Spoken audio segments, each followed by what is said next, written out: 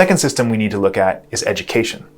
This system of educational inequality builds on America's housing inequality to widen the gap between Black and white Americans.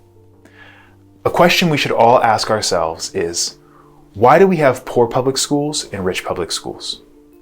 Why is it possible that two public school kids can have such vastly different experiences when it comes to the quality of their education? The answer has to do with the policy that funds schools based on local tax dollars. We already know that redlining and other racist policies help segregate America, creating pockets of wealth and pockets of poverty. We know that 66% of Black kids are growing up within one of these pockets of poverty. But what we need to understand is how the formula for school funding helps amplify the likelihood that Black students attending low-income schools remain in poverty. Schools across America are funded primarily through funds collected from local property taxes.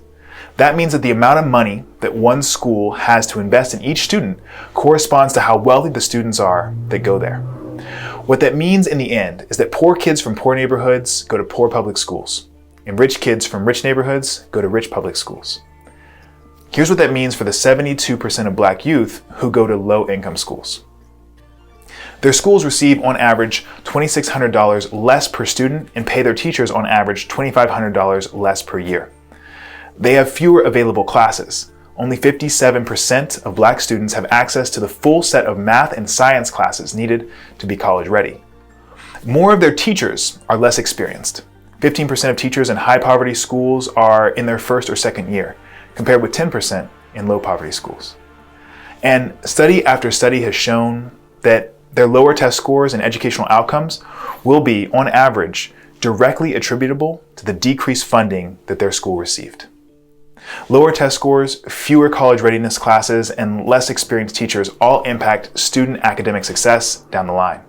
Black college students are more likely to drop out of high-paying STEM majors than their white peers, and Black college student graduation rates trail those of whites by 17%.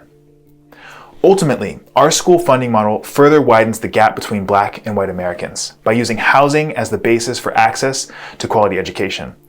It then further disadvantages Black students by failing to prepare them for the job market the same way that it prepares their white peers.